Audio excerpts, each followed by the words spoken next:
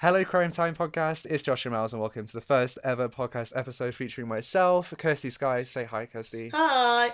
Molly Westbrook. Hello, guys. And Dark Curiosities. Hi, everyone. And hopefully this podcast serves as proof that Kirsty and Dark Curiosities are not the same person. Yes. We're not the same person. We've been needing to prove it for a while. We have, yeah. This podcast is going to be a bit more laid back than the videos that we all make on our channels, but despite this being a more laid back approach, this podcast has not been made to cause disrespect or anything like that. It's just been made to spread awareness about different cases by compiling information from various different public sources on the internet. And with all that being said, let's delve straight into this podcast. Cue the theme music.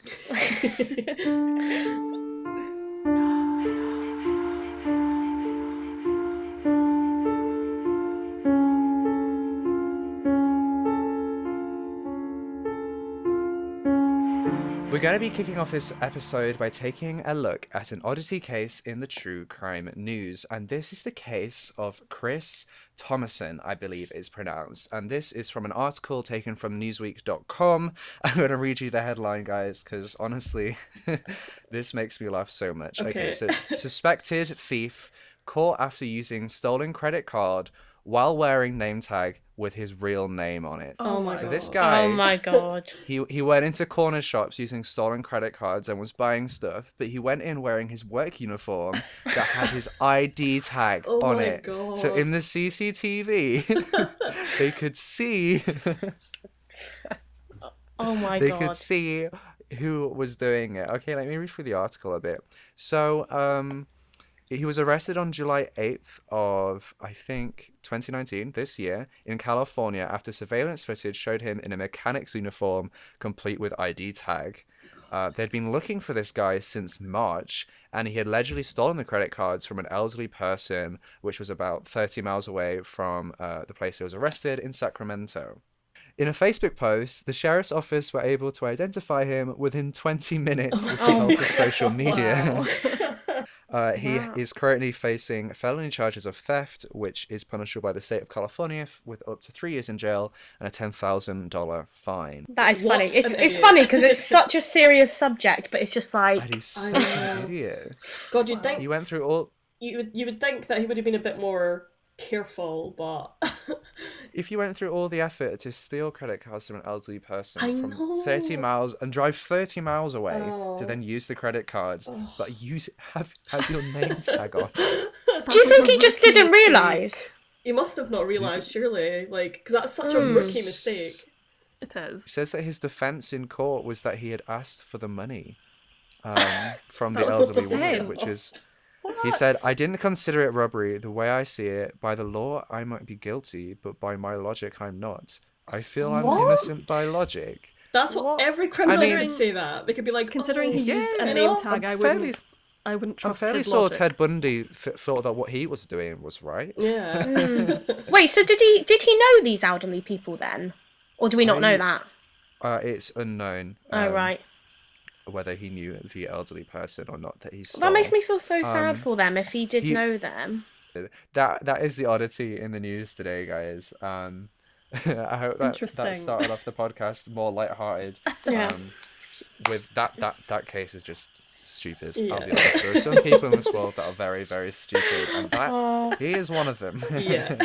Now, this brings us Christ. on into the more serious part of this news segment. We're actually going to briefly discuss a very recent case, and this is the case of Nora Quoirin. Many of you might have heard about this case on social media or on the news, but if you haven't, we're just going to go over the key facts of what we know about this case thus far. Obviously, all the facts and points discussed in this case are correct as far as you're aware, and is the most up-to-date information as of recording this podcast. If any more information does come to light in the future, then we will likely discuss this case again in a future case updates segment.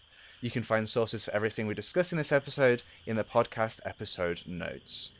I had never actually heard of this case, actually, before you guys mentioned it yesterday. Have you not? It's been been No. all over I know, social media. it's I been haven't seen all it. over everything, yeah. I did a little Google search yesterday when you guys said, so I briefly know what we're talking about, but yeah, I hadn't even seen it. That's insane. I saw it all over Twitter. It was being Same. retweeted everywhere, then on Oh my God. Facebook. Yeah, It's maybe I just everywhere. Twitter. Yeah. Maybe I did see it, but my memory is absolutely I mean, to be Rubbish. fair, I don't have that much of a life. I'm always on Twitter, so. Okay, let's delve into this case. On Sunday, the 4th of August 2019, start that one again, Josh. On Sunday, the 4th of August 2019, Sebastian Quoirin woke up bright and early, ready for the day ahead of him. You see, Sebastian and his wife, Maeve, had brought their 3 children, Nora Quoirin, a 15-year-old girl, and 2 other children that are left unnamed for legal purposes, on holiday to a resort in a nature reserve near Seremban in Malaysia, which is about 39 miles south of Kuala Lumpur. They had arrived the day before, on the 3rd of August, and were due to stay for 2 weeks so that the family of 5 could relax in the stunning nature reserve on their summer holidays. However, that fateful morning on the 4th of August 2019, when Sebastian, Nora's father, went into Nora's room to wake her up at about 8 a.m, Nora was nowhere to be seen, and the window in the bedroom was wide open. Sebastian immediately contacted the resort's staff, who then contacted the police, and a wide-scale search began. You see, Nora was born with a condition called holoprosencephaly, which is a disorder that affects brain development.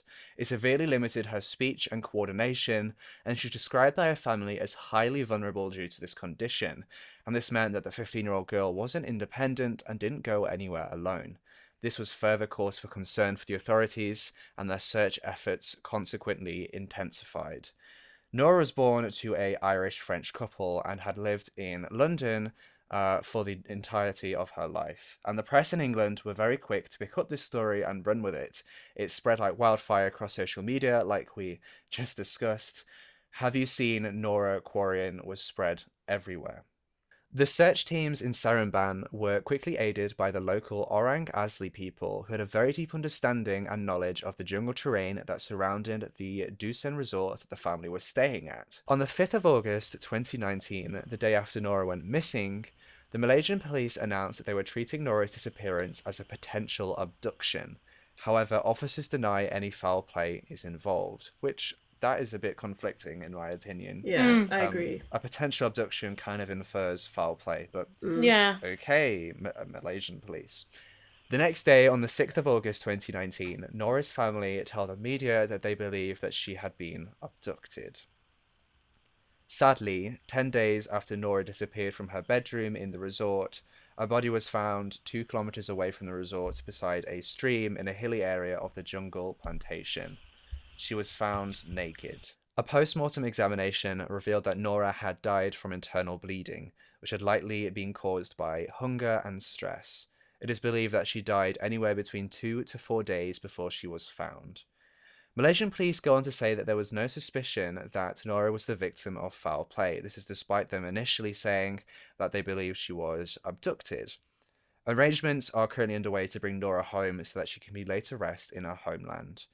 Now, there is a lot of unhelpful and wild speculation in this case, with some sources even suggesting that villagers had seen a young white girl playing in a river near the resort on the day that Nora went missing. However, this is unconfirmed by authorities. Those same sources also blame those villagers for not rescuing this young white girl playing in the river, and blame them for her death, which I think is absurd. With many people believing that Nora was, in fact, a victim of potential child trafficking or abduction, while others believe she had simply walked away on her own accord. What happened to Nora on the day she disappeared? Why did she leave through the window of her bedroom? Was she forced? What do you guys think happened? It's an interesting one for sure. Yeah, definitely. So, did you say she was found naked, but did it come She back was. that she was sexually assaulted or anything? No. The Malaysian police have not yet confirmed whether right. she was a victim of sexual assault. But they didn't suspect however, any foul play in the autopsy. Yes, But which, her family which are does insisting indicate. on a second autopsy, though, I believe. I think that's a good idea because honestly, like there's just something about this case, like to me, that just doesn't add up. Like the fact that obviously she Doesn't had sit right. that disability and she managed to climb out of a window and make her way towards a waterfall, which she really wanted to go see. In the middle of the night, it just seems really, I don't know, it just doesn't sound right to me, really. I mean, that was also 2 kilometers away from where she Yeah. was staying, and someone with such a developmental disability, who, on all accounts, by her family, it just isn't. It, as you say, it just doesn't add up for me. Plus, they'd been like abroad to loads of other places before as well, and like Exactly. she'd never done anything like that before. It's not it's not You the know? first time they'd gone on a Yeah. holiday like Yeah. this. Going on to what Dark Curiosities said about the second autopsy, that is actually a rumor that was spread around. The family has actually said that they haven't requested a second autopsy as of yet. It's just the media and tabloids sensationalizing the case, which is an issue with this case. It's been yeah. heavily sensationalized. And a lot of misinformation has been spread around. But I do believe that they are interested in getting a second post-mortem conducted, but that's only as a result of the rumour being spread that they were having a second post-mortem conducted, if that Do you makes know sense. if they found her nightdress? Because apparently she left the resort in the area with her nightdress, but obviously she was found with no clothes on, and I don't know if they found... Oh yeah, I don't know if they found it actually. As I tend to stick to the facts, I only saw one or two instances about the nightdress, and neither of them said that it was ever found. So that's really suspicious as to Yeah. where that went. If this report is to believe that she was found swimming in the river, I wonder whether she took it off to go into the river. Oh yeah, possibly. Yeah, I didn't think about that. But it's unknown whether the police have. It's too early to say. Yeah. whether the Another police thing have got that anything another thing that I just find really odd is the fact that like authorities have sort of concluded that she had died just like 4 or 3 days before she was found, and it's like, well, they had so many search parties and things out looking for her.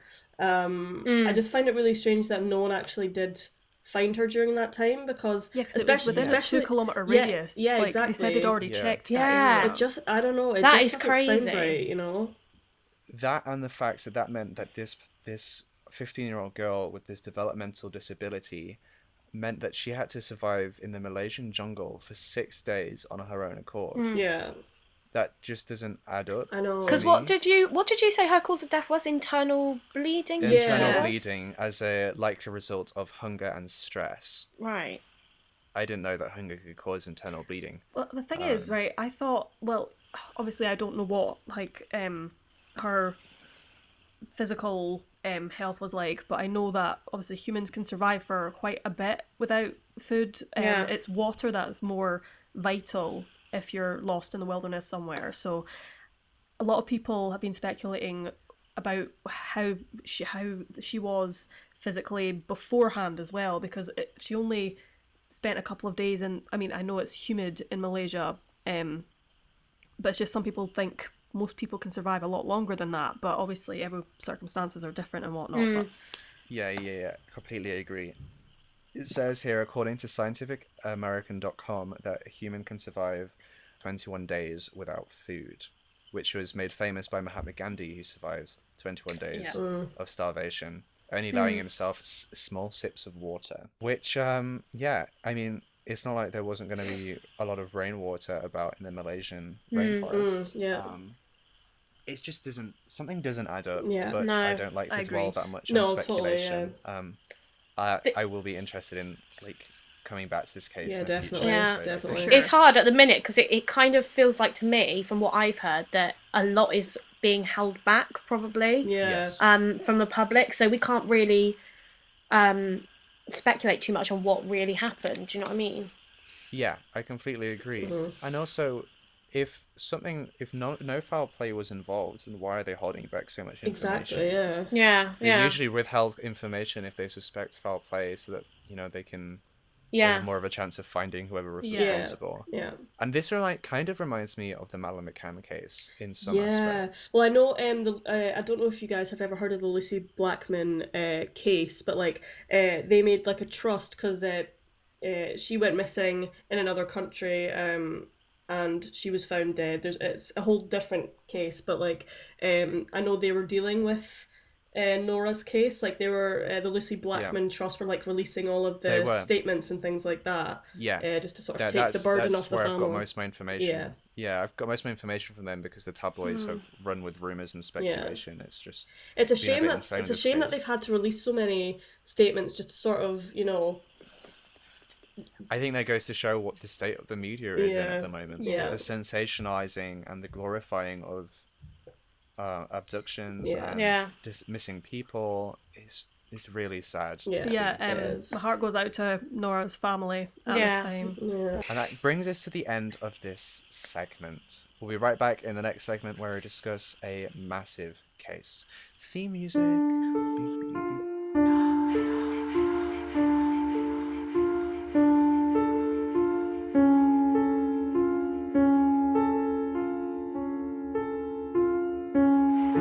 Have you guys ever heard of a woman called Phoebe Handsjuk? I have No. not. You haven't? Okay, No. good. Because I wanted my first case on the podcast to be one that was really crazy because I wanted there to be a good discussion. So this one, I think I said to you guys, but it's eerily similar to the Elisa Lam one, which I'm sure we're all familiar with. So yeah, I'll just get into her case. So I'll just tell you a little bit about Phoebe first. So she was a 24-year-old woman. She was born in 1986 to her parents Natalie and Len, and this case happened in Melbourne in Australia. So she was an Australian woman. So Phoebe was very creative. She loved art. She loved constantly painting and drawing, but she was also quite a physical person. She liked physical activities. So she liked rock climbing, hiking, and people described Phoebe as troubled. She had depression. She suffered from bouts of depression, as well as anxiety. She also had drug and alcohol abuse. She struggled with that, and this was a big concern for Phoebe's family.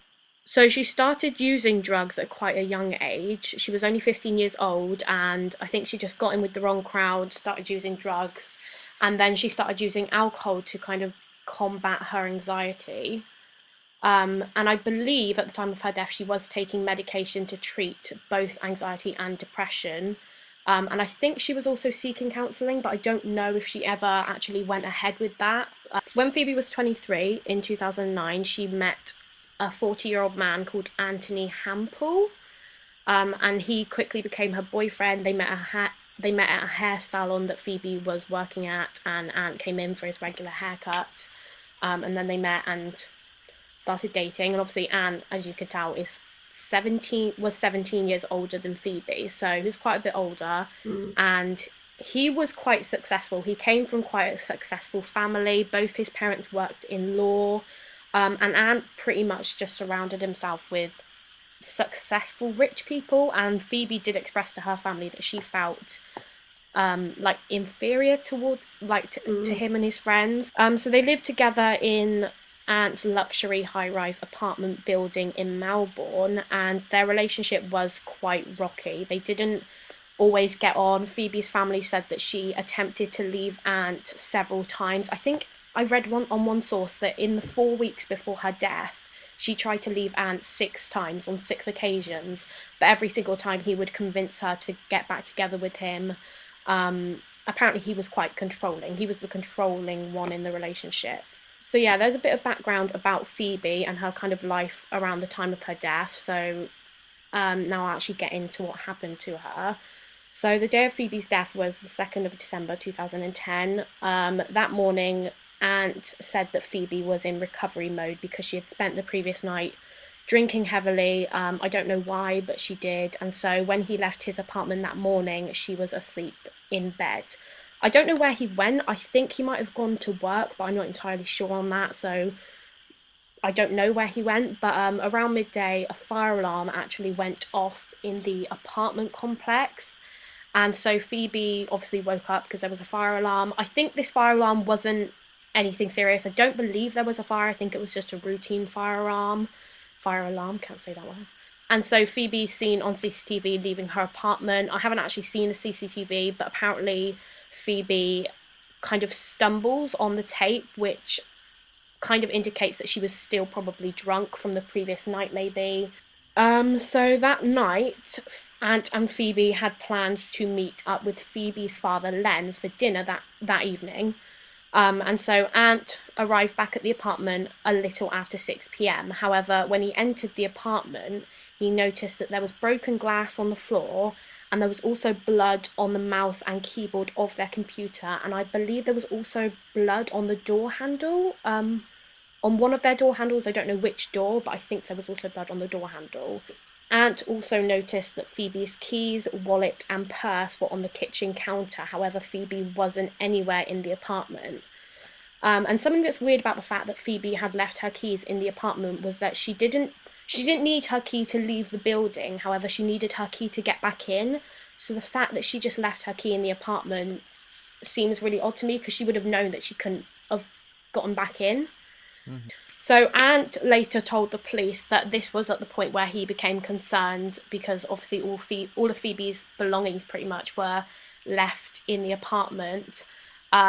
So he said that this was the point that he became concerned, but he didn't actually do anything to try and find her. He didn't ring her phone, because from what it looked like, she had taken her phone, which was a Nokia, I think. He didn't attempt to go and look for her. He didn't ring her family. He just didn't really do anything to try and find her, even though he later said to police that this was when he was really concerned, which I think is a bit weird. That's suspicious. Yeah, that he didn't, I don't know. But then another thing that's really weird is that after this, he then went on to order a takeaway from the restaurant that him and Phoebe were supposed to go to that evening to meet Len.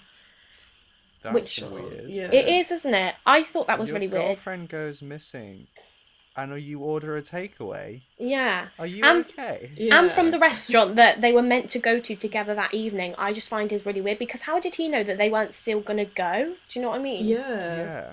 I don't know. Yeah, I found that really weird. Yeah, I feel like very Okay. strange. her leaving her key is a big red flag, I think. Yeah. So I think she probably was forced. Okay, so over an hour later, the delivery man that Ant ordered his takeaway from the restaurant, he came to the door and he brought Ant his takeaway. And he said to Ant that he had seen police in the lobby of the building. And he was asking Ant, oh, do you know why they're here? Ant didn't know. And so after that, he went down to the foyer, he left his takeaway, and he went and asked a detective what was going on. And the detective said that a woman's body had been found. And I think Ant said something to the detective, oh, could that be my girlfriend? She's not home. I don't know where she is, but I'm not entirely sure on that. But the body was discovered by the caretaker of the building, who was making her way to the garbage room because she was looking for a broom. But something was blocking the door of the garbage room, and so she gave it a shove, and that's when she realised that the thing blocking the door was this body. And the body was identified as that of Phoebe Handsjuk. So that was Oh, Ant's wow. girlfriend. That's So yeah, her horrible. body... Yeah, and right away in this case, mistakes were pretty much made by police. So firstly, police didn't bother to check for any signs of life in Phoebe. They didn't call any paramedics or attempt to revive her, which, is a big mistake. They It's didn't. crazy. Yeah, they didn't. I don't know why. I couldn't find anywhere whether they gave a reason as to why they did that, but that happened. So they didn't Police check for it. incompetence drives me crazy. Yeah, same. In some cases, it's just why wouldn't you just do that? I don't know. Exactly. But yeah, they made some other mistakes in this case, but I'll get onto that a little bit later on. So Phoebe had fallen feet first down the garbage chute to the compactor room, which was about a 40-meter drop. So you guys know what a garbage chute is, yeah? Yeah. I was going to ask you guys, actually, because I don't know if we have them here, in apartment buildings. Oh, do we? Yeah, you have them in sort of Yes. high-rise buildings, more or less. Yeah. Oh, okay. Well, I've never lived in an apartment building, I don't think I've ever stayed in a hotel either, so I don't know if They we don't had have them them in here. hotels. No. They tend to have them in in London, the really big apartment high rises. Oh, right, okay. They tend to have them then just to get all the garbage down quicker. Okay, so just a kind of explanation for people who are listening who might not know what a garbage chute is. It's kind of like a small, almost door in the wall that you kind of pull, and then you put your rubbish bags in them, and they all go down to a garbage room. So Phoebe actually survived the 40-meter drop down to the garbage room. However, her right foot was almost completely severed by one of the compactor blades. So she survived the drop, but her right foot was almost completely severed, and you can only imagine what kind of pain she must have been in. So she had made attempts to get out of the garbage room. She was dragging her body across the floor because obviously she couldn't stand up. And her bloody handprint was found pressed on the door of the compactor room like she was trying to get out to try and open the door, but eventually she died from blood loss within 5 to 10 minutes. Phoebe's jeans were also found around her knees, but there was no evidence that she had been sexually assaulted, so I don't know at what point that happened. And a toxicology report showed that Phoebe had a blood alcohol level of 0.16%, which is about 3 times the legal driving limit. And she also had high levels of prescription drugs in her system, which I believe was her antidepressants and a few sleeping pills that she had taken. So the coroner ruled Phoebe's death as an accident, and he said that her death was possibly a suicide attempt, and that she climbed into the chute herself while she was under the influence of prescription drugs and alcohol. And so she may not have been consciously aware of what she was doing because she was under the influence and stuff. But Phoebe's family are pretty certain that this is wrong. They do not believe for 1 minute that Phoebe's death was a suicide, and they believe that foul play was involved. So the day after Phoebe's death, she had made arrangements to meet up with her mum, which indicated that she did have plans. So I know when you have depression sometimes and you're struggling with suicidal thoughts, sometimes it's a kind of spur of the moment decision, but she did have plans. So it isn't consistent in general suicide cases. That's what I mean. So so a lot of people found that really odd, that she had made plans, and why would she make plans if she was planning to do something like that? But we don't know how she was feeling. But Phoebe's body was also found with bruises on her upper right arm. She had bruises on her wrist and on her neck, and that is something that I find quite odd, because I could understand bruises on her arms and legs from the drop, but the fact that there were bruises on her neck, I don't know, that seems a bit funny to me. And what's interesting is it takes a while for bruises to actually develop. So unless I don't believe that really forceful. I don't believe those bruises likely as a result of the 40. Yeah, bruises on the neck would definitely suggest something like strangulation. Yeah, that's really strange. Phoebe's mobile phone, which I think I said at the start of the case, but I think it was a Nokia phone, has also never been found. It's not been found in the apartment. It wasn't found in the garbage room. It's not found on Phoebe, which I also think is really weird that that's never been found. Yeah.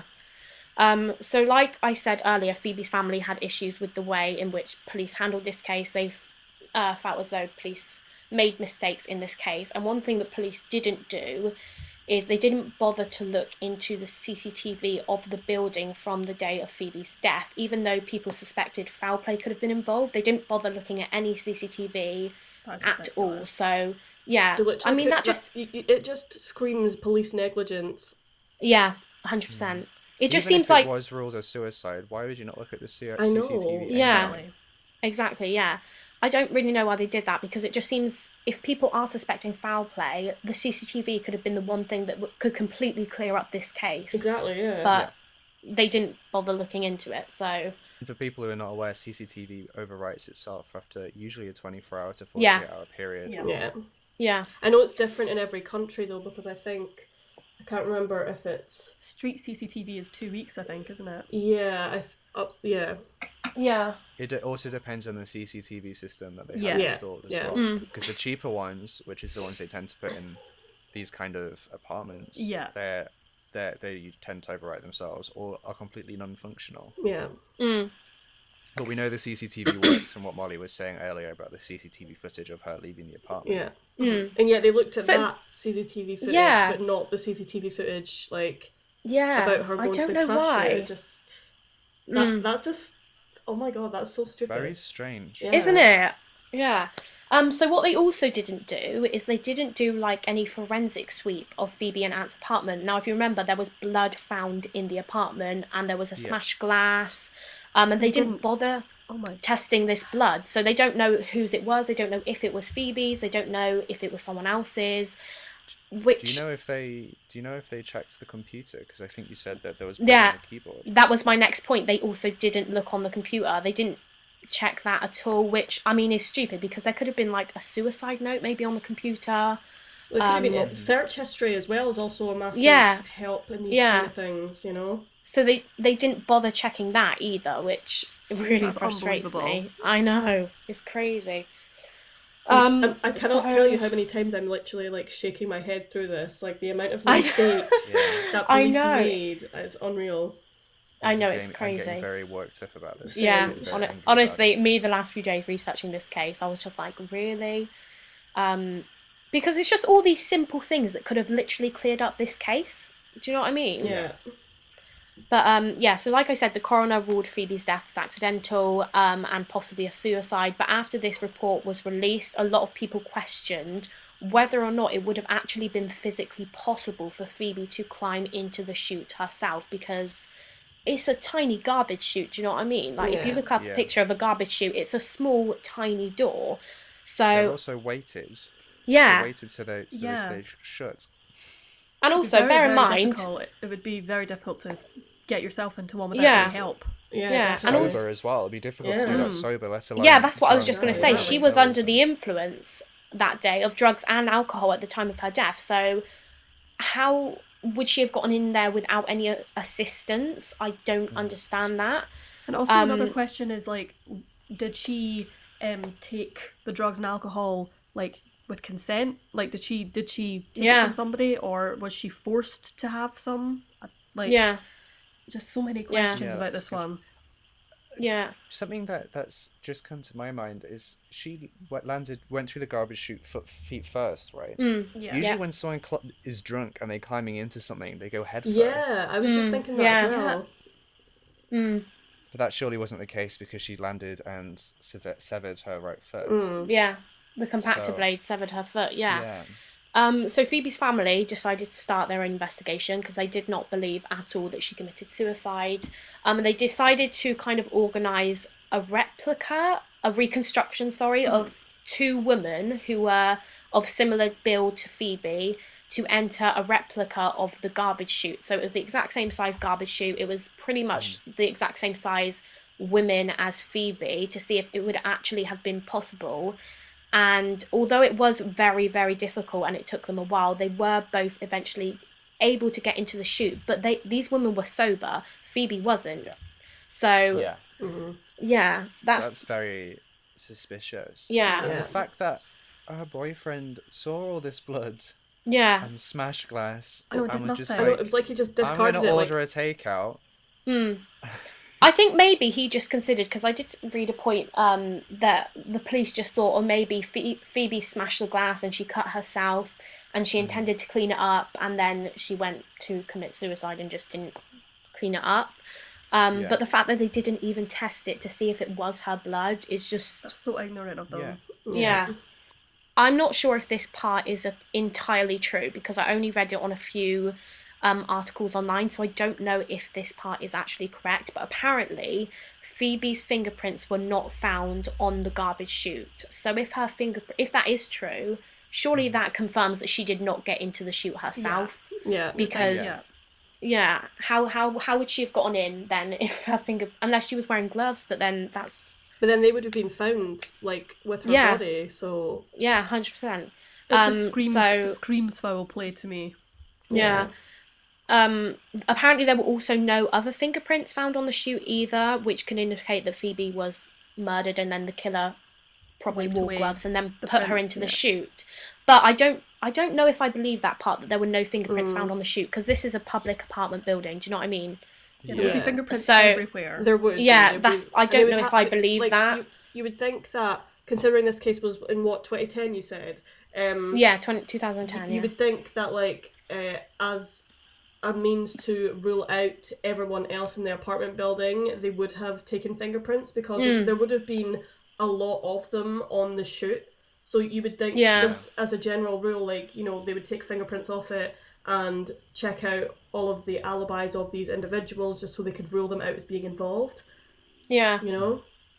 But yeah, like I said, I don't know if that part is true, so kind of Yeah. take that with a pinch of salt. But Yeah. I think suspicions did fall on Phoebe's boyfriend, because I think we're all thinking it. Wait a minute, he looks suspicious. Yeah. However, as far as I'm aware, he was never looked into as a suspect, and I think he had a solid alibi. So I honestly don't know much information about Anne and whether he was looked into or whether he was not. And I don't think Phoebe's family ever thought he had something to do with it, but they did say that his behaviour after Phoebe's death was odd, and I'll get into that in a second why they thought it was odd. But in 2013, so almost 3 years after Phoebe's death, her family raised enough funds, which was $50,000, I believe, to be able to cover the legal fees of an official inquest into her death. And something that's really weird about this is Anthony Campbell actually tried to block this inquest. He didn't want Phoebe's family to get the inquest into her death. That's very weird. Yeah, and they did find that really odd. I don't know why he was trying to do that. That's pretty much all I know about that. I don't know. You would think that like he would not want them to do it in case they found something, which again would scream that he was involved. Like in some on way. the other hand, perhaps he didn't want to relive the trauma. Yeah, exactly. that's yeah. There really isn't much information about that, so I don't really know too much. But the inquest did go ahead, and once again the coroner ruled that Phoebe's death was accidental, and he said that there was no foul play involved. And that's pretty much all the information I could find on this case. I don't know if it's still being actively...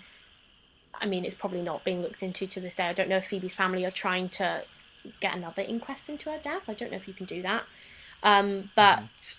Yeah, what do you guys think happened? Do you think there was foul play involved?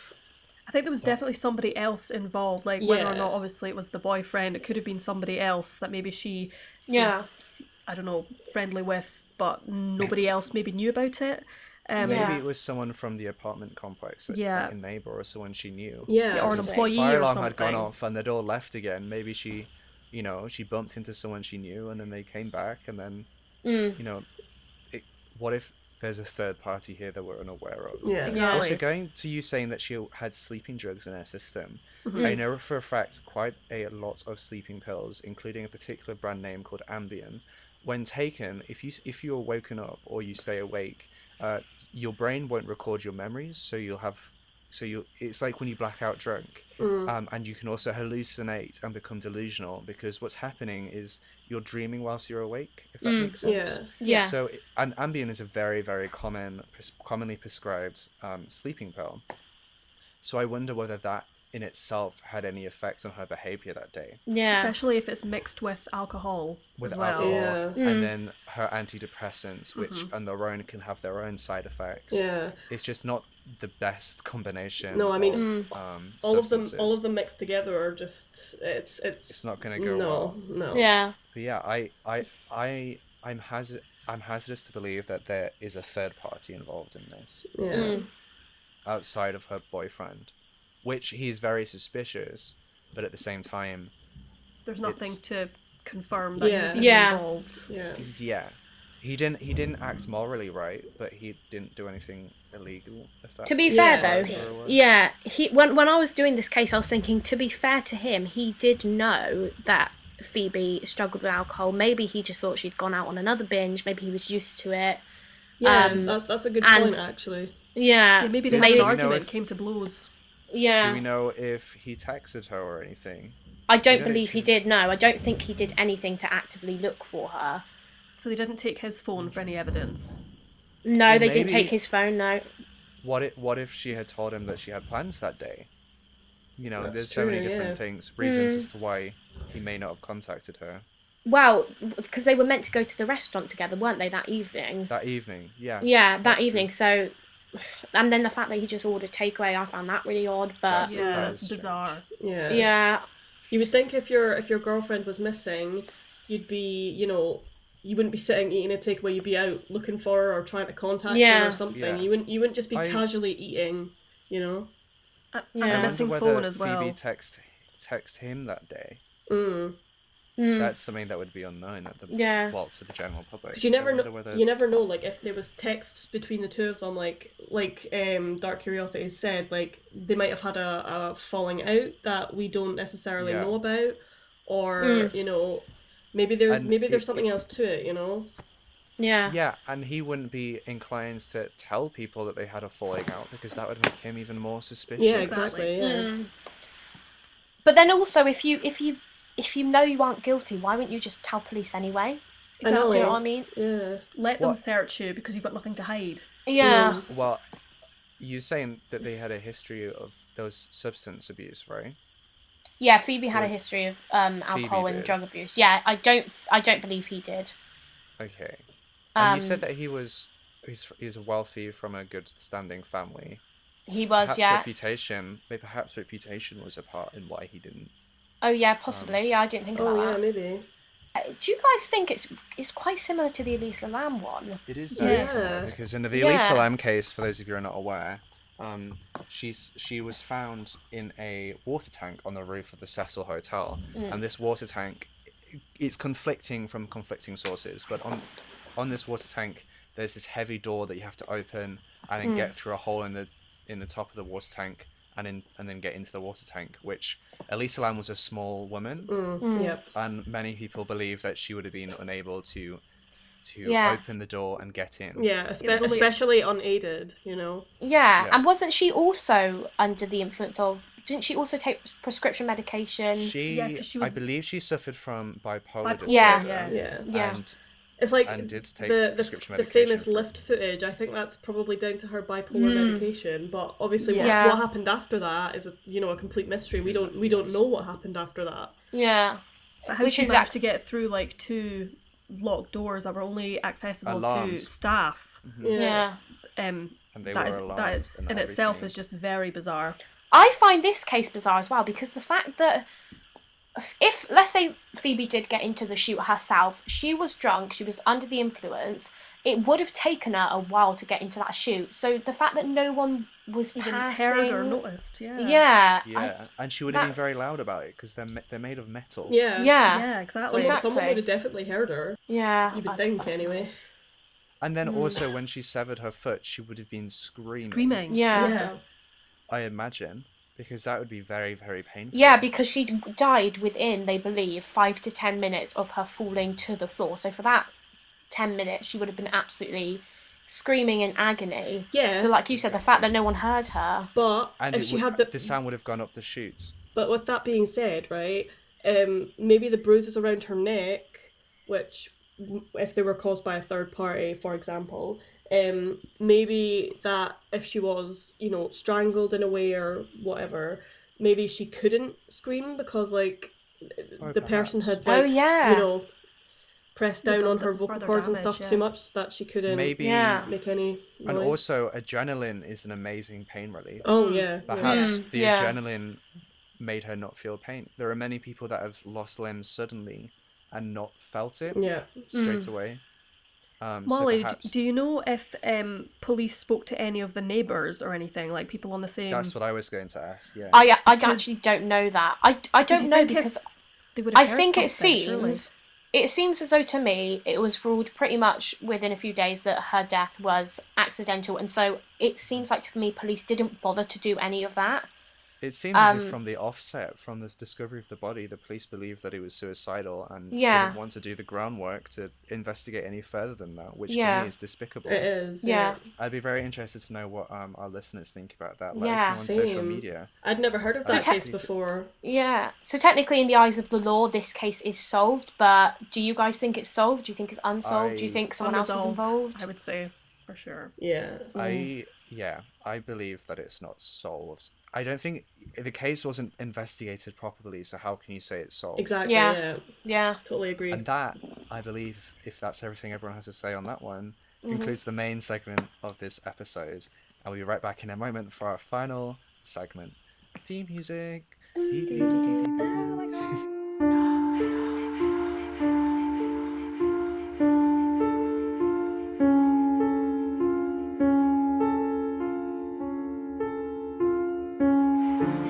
Among the true crime community, most have heard of the likes of Sumter County, Jock and Jane Doe, Bella and the Witch Elm, the East Isle Woman, and the Somerton Man, to name a few. At any given moment in the United States, for example, there are 40,000 deceased men, women, and children who are unidentified, whereas in the United Kingdom, according to the UK Missing Persons Unit website, the number of unidentified deceased listed is approximately 662. 2019 has been a magnificent year in terms of breakthroughs in cases involving unidentified people. Just this year alone, 47 John and Jane Does in the United States have been identified thanks to the wonderful work of DNA genealogists and scientists who have been using advanced genetic genealogy techniques. Anaheim Jane Doe was a woman who was found approximately 50 feet off Santa Ana Canyon Road in Anaheim, California on the 30th of August 1987. She was found in a grassy area, was stated to have been without clothes and between the ages of 15 to 19. Police treated Jane Doe's case as a homicide, but for almost 32 years her name was a mystery. In November of 2018, Anaheim Jane Doe was formally identified by the DNA Doe Project, a volunteer-run organisation through genetic genealogy analysis, and named as 20-year-old Tracy Quoirin Hobson in January 2019. Tracy had disappeared in the summer of 1987, and unfortunately information regarding her vanishing was scarce. The case is still ongoing, therefore authorities have withheld any further information regarding her murder, which remains unsolved. On the 29th of October 2006, the burned body of a female was found in Kilgore, Texas. Her cause of death couldn't be determined but was treated as a homicide, and it was also confirmed that the victim had been sexually assaulted. The unknown woman's body was charred by the inferno mere hours before being found. Police were able to retrieve a small piece of lavender-coloured shirt, which authorities used to name the deceased Lavender Doe. Despite several facial reconstructions being produced, no one could give the young woman a name. A person of interest in Lavender Doe's case, Joseph Burnett, confessed in August 2018 to having killed her and a former girlfriend. He remembered her name as Ashley. However, after the DNA Doe Project successfully extracted and analysed Lavender Doe's DNA, they found a match on the GEDmatch system.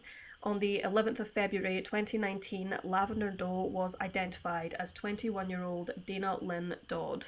In January and February this year, this was when the boy under the billboard case, which obviously Molly and I covered, was finally identified. And initially the family believed in 1998 that mother and son Bobby Witt and Myung Hwa Cho had gone to South Korea, which was where Myung was from, so no missing persons reports were filed. Bobby's remains were found near a billboard along Industrial Drive in Mebane, North Carolina in September 1998. There were no signs of trauma at the scene, which indicated that he had died elsewhere, and it was only confirmed earlier this year that the boy had actually been strangled, and that's how he died. And he was identified through forensic genealogy research, again through GEDmatch, as 10-year-old Bobby Witt. And Myung's remains were found in May 98, naked on the side of the road parallel to Interstate 85 in Spartanburg, South Carolina. She had been bound by the wrists and had ligature marks, and her cause of death was asphyxiation. Now, this case was only solved after a DNA comparison to Bobby was made just earlier this year. It was January and February, because I think Bobby was identified in January and Myung was identified in February. And there was recent news on it this week where John Russell Witt, who was Myung's husband and Bobby's father, was facing the court for initial court proceedings. A preliminary hearing was held last week, so the case is ongoing, but it's through obviously GEDmatch and this forensic genealogy research that these unidentified individuals are able to be identified, and I just think that that's such a huge deal. Like, there are so many cases out there that have been able to be solved because of this new forensic genealogy research that's being carried out. And I mean, the likes of Annie Doe as well, she was identified earlier this year too, and obviously another huge case which was in the news lots, and I was honestly so glad that 3 of these individuals managed to be identified. But the Bearbrook murders, because it had gone unsolved for, like, was it 40 odd years, if not more than that? Yeah, the Bear Brook murders, which were also widely referred to as the Allenstown Four case, were in part solved this year as 3 of the 4 victims were identified. In late 1985, a metal drum was discovered by a burned abandoned store in Bear Brook State Park, located in New Hampshire. An adult female and a young girl were inside, wrapped in plastic material. The pair were found to have both been killed by blunt force trauma. In May 2000, another barrel was found around 100 yards from where the first was found, containing 2 other bodies of young girls. Their autopsies confirmed that they had died due to blunt force trauma, and in 2014, police revealed that through mitochondrial DNA analysis, the woman, the oldest and youngest child, were related. The following year, the woman was confirmed to be the mother of the 2 children, and the mother and 2 daughters were finally identified in June of 2019. They were 24-year-old Marlise Elizabeth Honeychurch, 7-year-old Marie Vaughan, and Sarah McWaters, who was 11 months old. The trio had last been seen at Thanksgiving 1978. Convicted murderer Terry Rasmussen, who had been in a relationship with Honeychurch, was named a suspect in the case and was confirmed to be the father of the 3rd child. However, he died in prison in 2010. And the girl, as of 2019, is still unidentified, and efforts to trace her mother have been unsuccessful. One of the other massive cases, which has actually been solved just in July this year, just last month, was the Bell in the Well case. She was finally identified as Louise Virginia Peterson Flesher, and she was found in April 1981, and she was actually missing from West Virginia. But she was found by 2 girls who were playing on Wright Bridge in Ohio, and they found her body in a well in a rural part of Ohio, and there was like a rope around her neck, and she had elastic bands like around her wrists. Her DNA was analysed by DNA Doe Project again, and they were able to identify her, which is just incredible. But the most recent case, which we've had through this forensic genealogy research, which was honestly just like Bear Brook, I guess, which was a huge breakthrough, was the Orange Socks case, which was it was finally solved on the 6th of August, so it's less than 2 weeks ago, and she'd been unidentified for almost 40 years, which is absolutely insane. That is crazy. Without like that forensic genealogy research, honestly, in my own opinion, I don't think she would have ever been identified without that, you know? The technology itself is crazy, and I'm so hopeful about it that more cases will be solved. I totally agree, in the coming years. Yeah, so basic summary of the Orange Socks case. Orange Socks was a Caucasian woman who was found face down in a culvert located in Georgetown, Texas on Halloween 1979. She was found wearing just a pearl ring and orange socks, hence being given the name by law enforcement during the investigation. Serial killer Henry Lee Lucas confessed to the woman's murder in 1982, but retracted his statement shortly after receiving stay of execution. As Kirsty Sky stated on the 6th of August 2019, Orange Socks was identified as 23-year-old Deborah Jackson. Her sister saw a sketch on the news and recognised the similarities to her sister, who she had not heard from for many years. She provided a DNA sample to the DNA Doe Project, who confirmed her identity. Authorities have said it's too early to determine a suspect in Deborah's death, however the case is still ongoing. So yeah, 2019 has been a great year for these cases and for these women getting their names back. It's Agreed.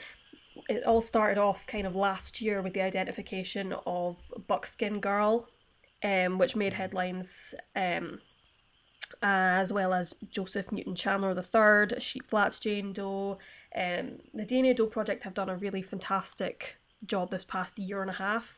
They've been raising funds from donations to be able to extract DNA and analyse and matching some of their samples with what other people have uploaded to the GEDmatch system, which I should probably say is that they have new terms and conditions on the GEDmatch system where you have to opt in so your DNA is available to law enforcement should they need to compare, which apparently only a small percentage of people have opted in, because it used to be everybody was opted in, but because of their new terms and conditions, this is not the case. So make sure if you have anything, if you have your DNA uploaded, make sure that you opt in so it's available, and for all you know, your DNA could solve a case.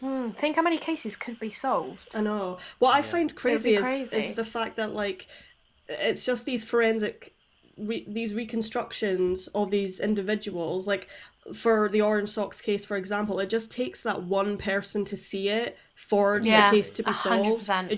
It just goes to show how vital, like, it is. We will leave a link to all the websites that we're talking about in the episode notes. So if you want to go check those out, you can do so and upload your DNA. I super advise you do that. Yeah. You could be the holder cracking of a the case. answers for an entire case, or someone in your family, or someone close to you. So I super recommend everyone goes and does that. Yeah. What's your guys' thoughts on this forensic genealogy research?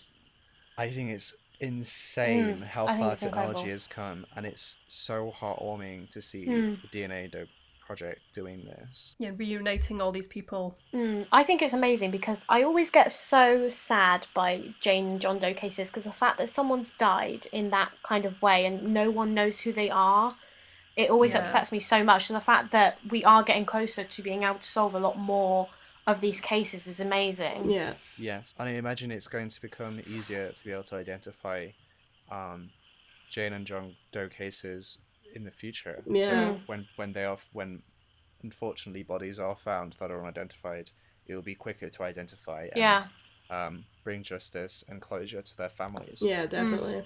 And that is everything that we have for you in today's podcast episode. Thank you so much for everyone for tuning in and listening along for our first ever pilot episode. This has been so much fun, guys. It really has. I've had a lot of fun discussing these really cases good. with you. Yeah, it's been really good. Hopefully it's been really, really interesting for everyone at home. Don't forget to subscribe to this podcast on Spotify, Apple Podcasts, Google Podcasts, YouTube, or wherever you listen to your podcasts. Links to all our channels can be found in the episode notes, along with links to the sources used in this episode and any other links that we did mention. Any closing notes, anybody? Thank you I for was just going to listening. say, also, if you guys have any cases that you want to hear us discuss, let us know in the comments.